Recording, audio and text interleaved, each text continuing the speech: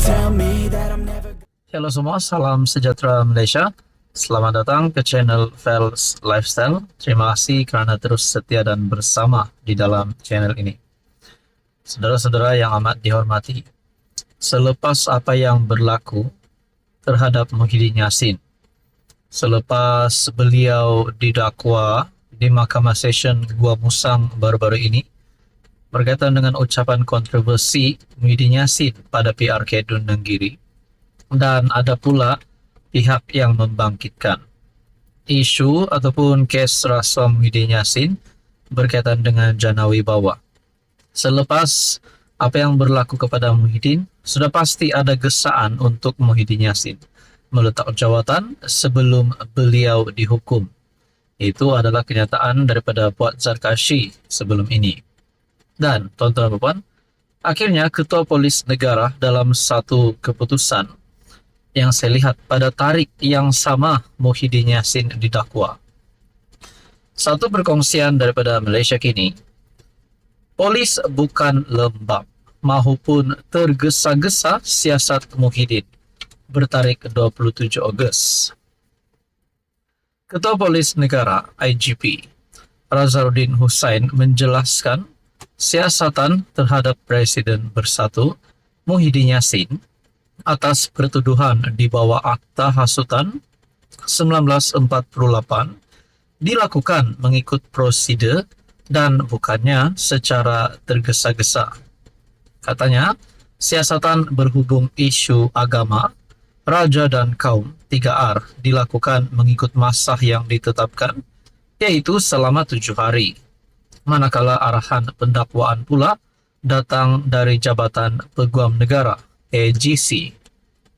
Sebelum ini kita sudah beritahu akan tunjukkan prestasi kita dalam 7 hari. Tiada kena mengenah tergesa-gesa. Kalau kata hari ini siasat, esok tuduh, mungkin tergesa-gesa. Dalam masa 7 hari itu, mungkin siasatan habis dalam masa 4 hari, dan AGC pula akan mengambil masa 1 atau 2 hari pula, atau 24 jam sahaja rakam keterangan dan arahan tuduh daripada AGC. Tidak timbul isu tergesa-gesa, tapi memang ambil masa yang tetap. Kalau lambat nanti orang kata kita lembab. Bila cepat kata tergesa-gesa pula, katanya kepada wartawan di Kuala Krai, Kelantan. Muhyiddin disiasat berhubung ucapannya di Felda Perasu, Kelantan semasa PRK Nenggiri. Ucapannya disifatkan sebagai menghina Yang di-Pertuan Agong. Ketika itu, Al-Sultan Abdullah Riayatuddin Al-Mustafa Billah Shah, Ketua Pembangkang Hamzah Zainuddin, mendakwa undang-undang hasutan yang sebelum ini ditentang oleh Pakatan Harapan kini digunakan untuk menakut-nakutkan pemimpin Perikatan Nasional. Muhyiddin memohon untuk dibicarakan atas pertuduhan menghasut di Mahkamah Session Gua Musang di hadapan Hakim Nik Muhammad Tarmizi Nik Muhammad Syukri. Saudara-saudara yang amat dihormati, tuan-tuan dan puan, akhirnya Ketua Polis Negara dalam satu keputusan yang mengejutkan, yang pasti menggemparkan. Polis bukan lembab mahupun tergesa-gesa siasat Muhyiddin Yassin. Dah memang tanggung jawab pihak-pihak berkuasa untuk melakukan pekerjaan mereka. Dan berkaitan dengan ini, apa yang berlaku kepada Muhyiddin Yassin, sudah pasti ini satu perkara yang mendukacitakan kepimpinan Perikatan Nasional. Rasa-rasanya apa yang akan berlaku kepada Muhyiddin Yassin selepas ini? Apa komen Anda? Halo semua, salam sejahtera Malaysia. Selamat datang ke channel Fels Lifestyle. Teman-teman, terima kasih kerana terus setia dan bersama di dalam channel ini.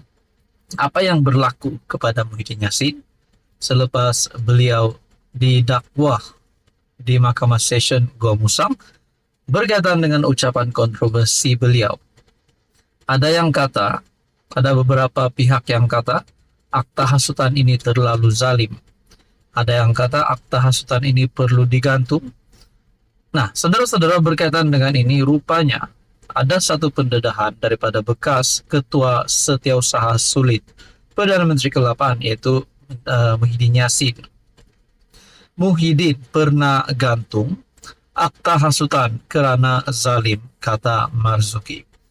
Saudara-saudara, adakah peluang untuk Muhyiddin Yassin, pertuduhan yang dihadapi Muhyiddin Yassin untuk dibatalkan?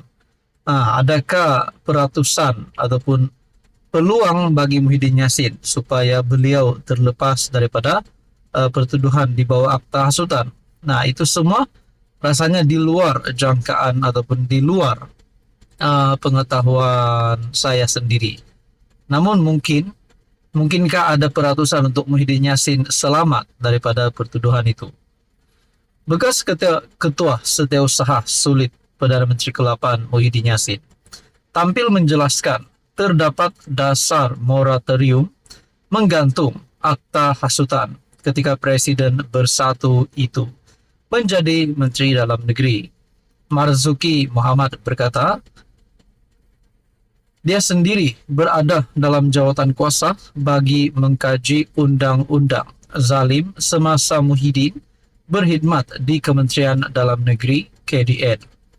Menegaskan mahu jawab siang-siang, Marzuki berkata akan ada kemungkinan Laskar Upahan BNPH mempersoalkan mengapa Muhyiddin tidak menghapuskan akta hasutan. Saya nak jawab siang-siang. Saya duduk dalam jawatan kuasa mengkaji undang-undang zalim semasa di KDN dulu. Anggotanya terdiri daripada PDRM, AGC, Majlis Peguam, Wakil NGO, dan lain-lain, katanya. Tambah Marzuki, ada 6 undang-undang yang dikaji oleh badan itu termasuk akta hasutan. Sementara akta ini dalam kajian, ada dasar moratorium, yaitu akta hasutan tidak digunakan untuk mendakwa sesiapapun. Dasar ini dilaksanakan oleh PDRM dan AGC pada masa itu, katanya dalam hantaran di Facebook. Marzuki berkata demikian sebagai mengulas pendakwaan dikenakan terhadap Muhyiddin di bawah Section 4 dalam kurungan 1 akta hasutan. Nah, saudara-saudara, seperti yang persoalan yang saya timbulkan sebentar tadi, adakah Muhyiddin Yassin mempunyai peluang untuk dibebaskan terlepas daripada akta hasutan? Itu menjadi persoalannya. Siapa yang zalim? Muhyiddin yang juga pengurus CPN mengaku tidak bersalah selepas pertuduhan dibacakan di Mahkamah Session Gua Musang. Selain bersatu, beberapa pihak termasuk dalam kalangan anggota kerajaan sebelum ini turut menyuarakan bantahan mereka terhadap langkah mendakwa seseorang menggunakan akta hasutan. Saudara-saudara, untuk rekod selepas PRU 14 2018, Muhyiddin merupakan Menteri Dalam Negeri ketika Mahathir menjadi PM dalam Kerajaan Pakatan Harapan. Bersatu merupakan salah satu parti komponen PH sebelum ia meninggalkan gabungan tersebut pada Februari 2020. Kejatuhan PH kemudian membolehkan Muhyiddin dilantik sebagai PM baru. Jawatan Menteri Dalam Negeri disandang Setiausaha Agung Bersatu Hamzah Zainuddin. Saudara-saudara yang amat dihormati, tuan-tuan dan puan, seperti yang saya timbulkan sebentar tadi, adakah Muhyiddin Yassin berpeluang untuk dibatalkan pertuduhan akta hasutan terhadap beliau? Apa komen Anda?